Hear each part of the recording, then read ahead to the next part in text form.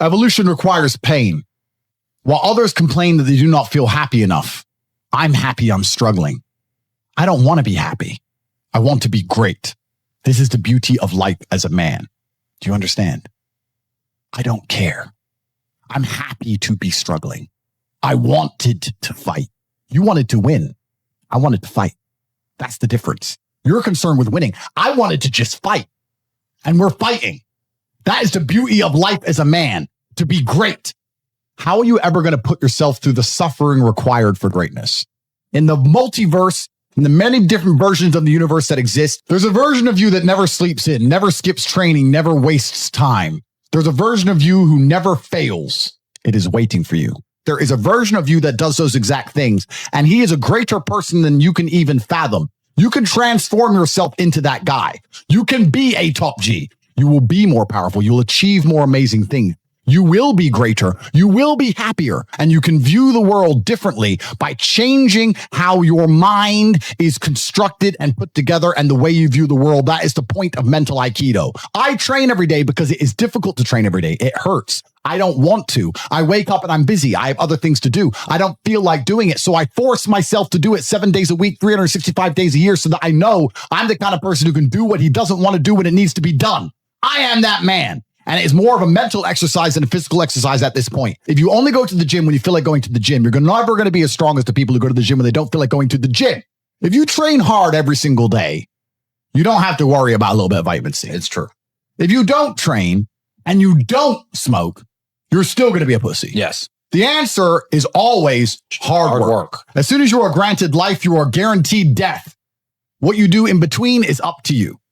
You are all conscious. That could end tomorrow. That could end in 100 years.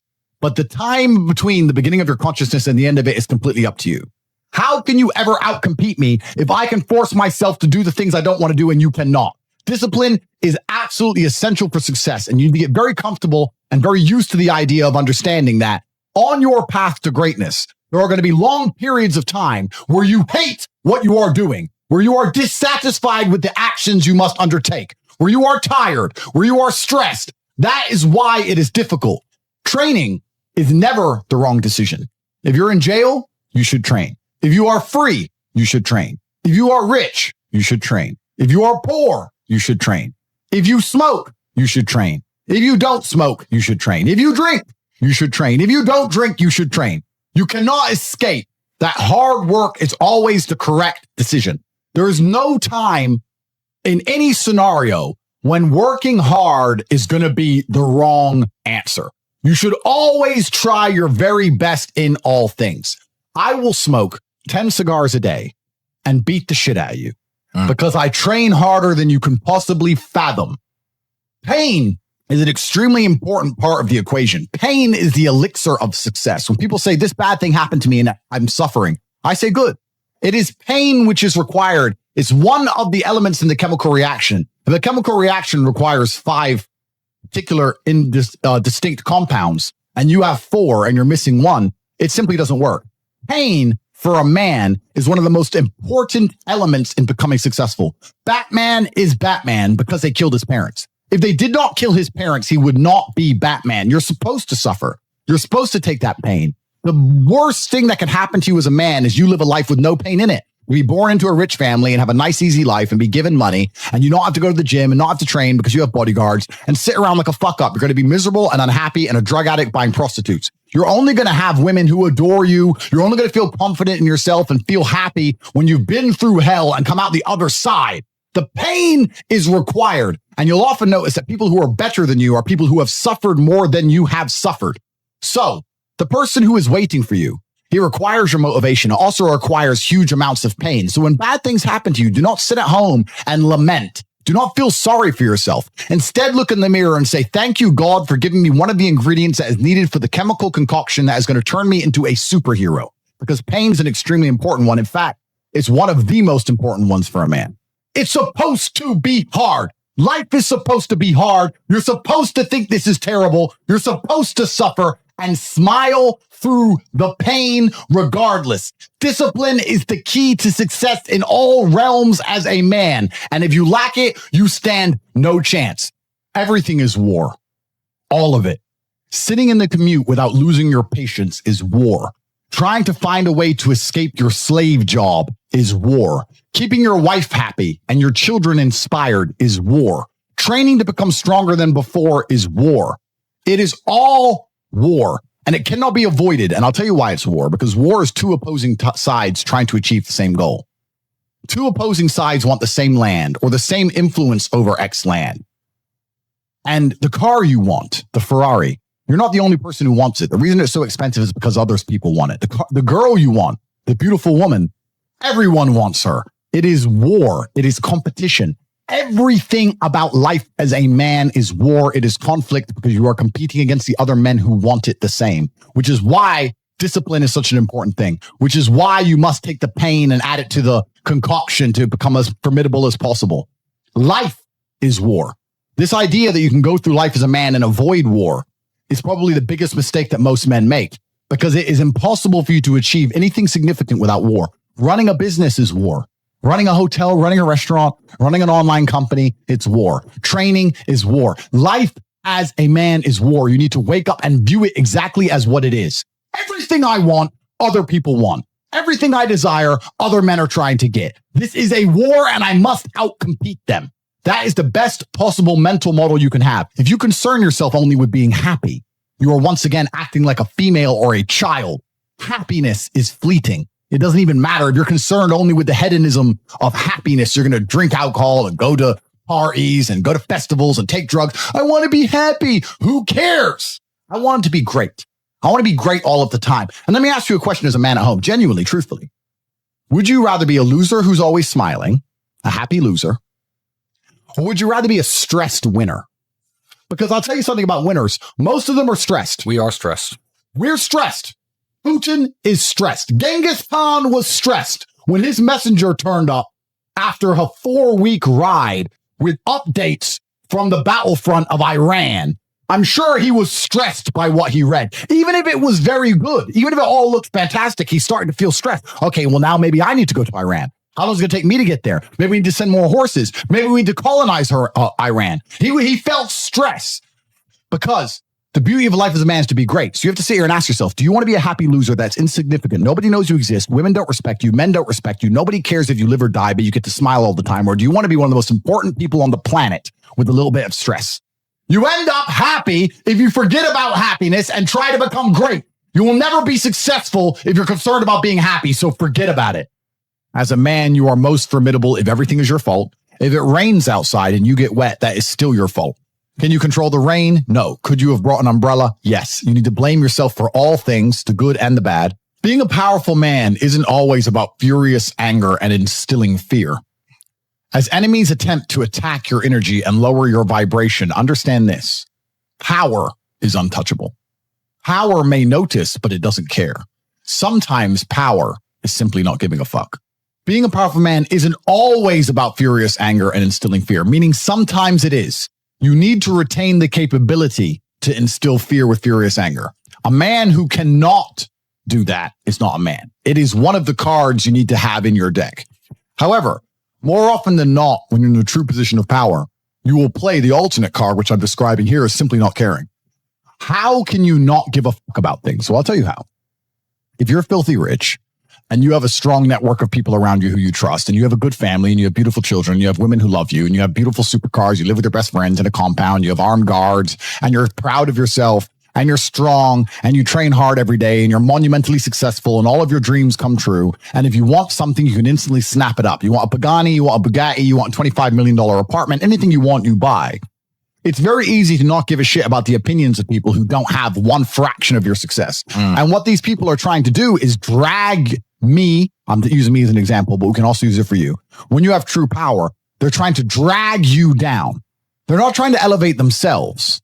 They're trying to drag you down, which is a very different thing, because it's amazing how God rewards those who are trying to build and create and elevate, and how it punishes those who are simply trying to destroy and be spiteful and negative. And these people are going to dedicate hours and hours and millions of hours of their life towards a certain cause. Thank you. To try and drag people down who they cannot affect because they're already too powerful and too large. They will stay brokies and we will stay rich forever. So the lesson here is that you need to get to a position where ignoring people is a move in which you're guaranteed success. You can ignore people completely and they are benefiting you. If you're already working hard, you're already going to the gym, you're already training, you make sure that you're getting as much muscles as possible, as much money as possible. You're dedicated. You don't sleep in. You don't waste your time. You don't smoke weed. You don't play video games. You're focused on trying to become fantastic as a person.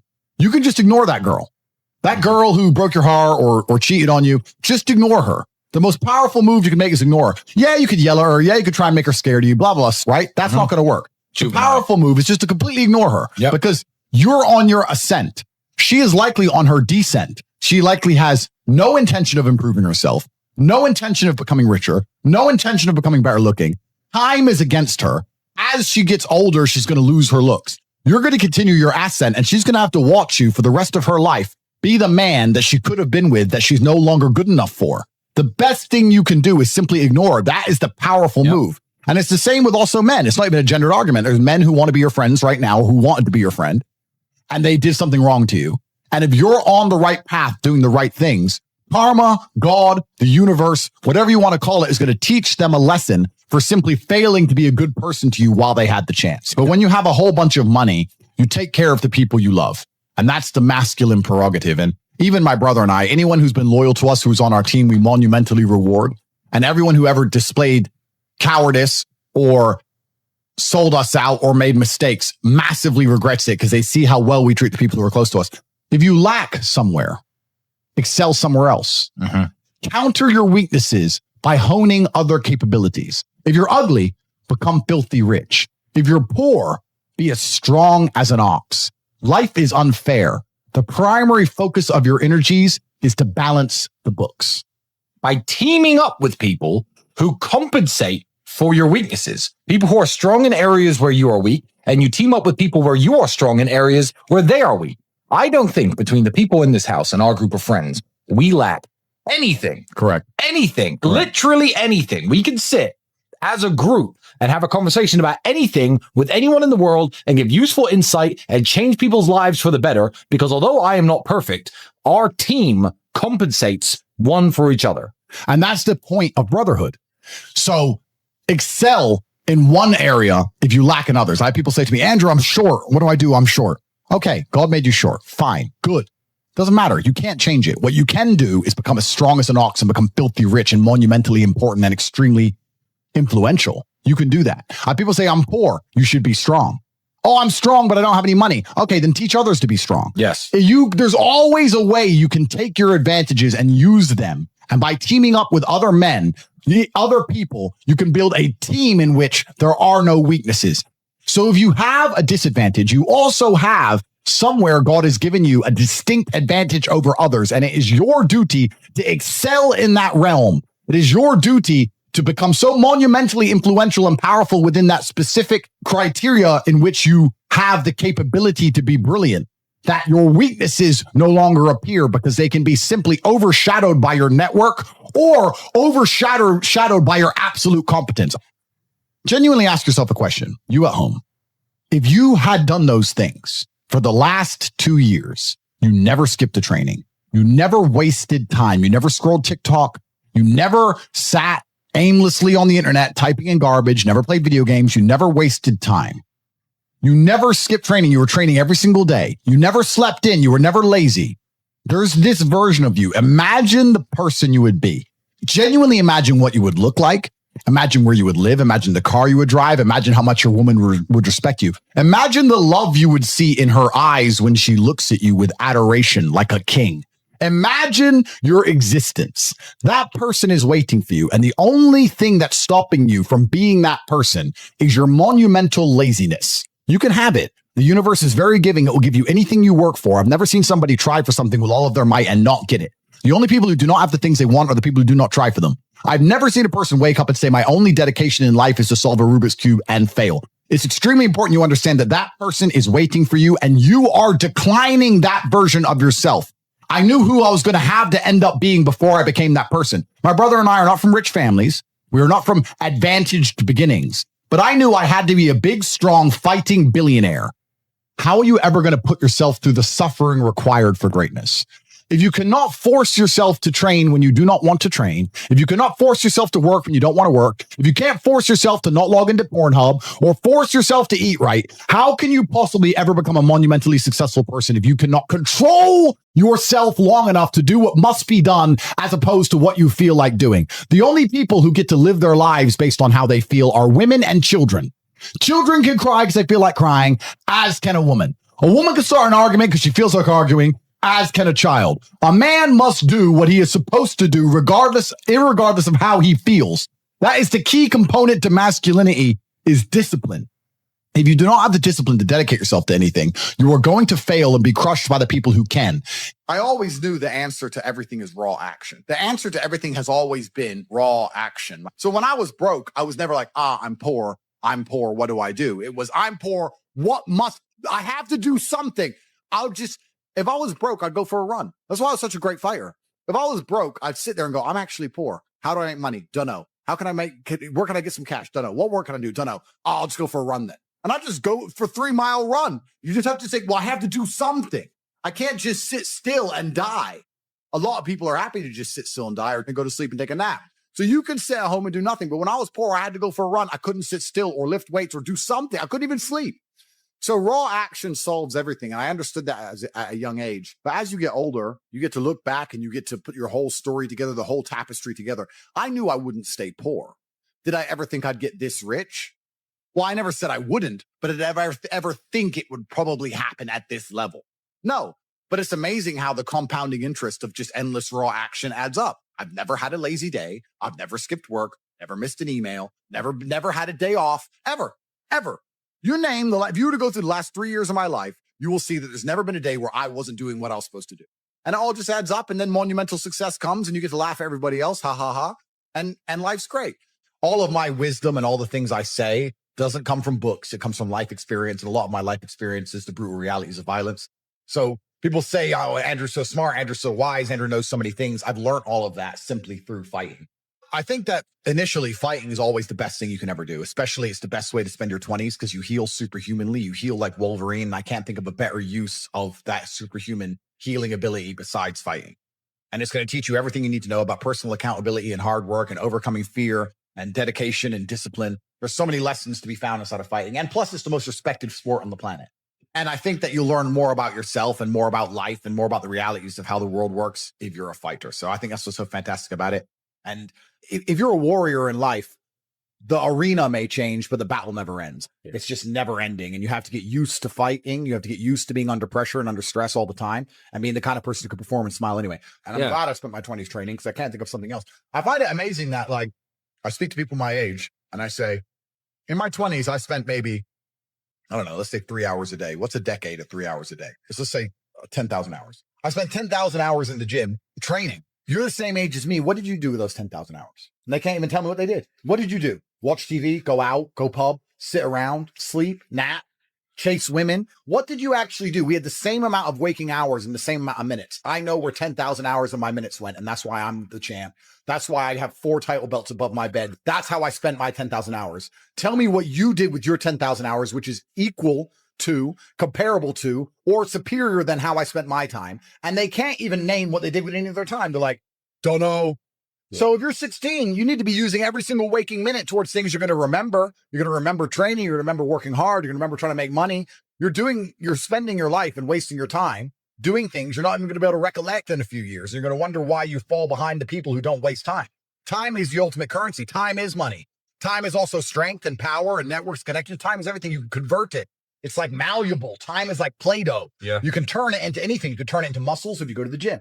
Turn it into fighting prowess if you go to the fight gym. But people have all this time and they just mush around with it. And then they're like, I don't know why I'm failing. I wish I was successful. I have things I need to do and I feel satisfied inside when I do them. I have duty and I have work and I have obligations to fill and objectives to meet. I feel happy when they are done. That is my fun. My fun is clearing my emails, making $2 million in the day, buying another investment property I don't need, going to bed, training hard, eating right. That's my fun.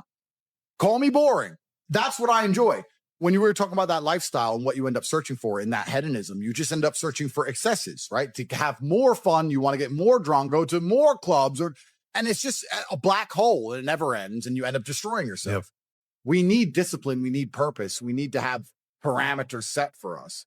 And truthfully, as a person, you're happier that way.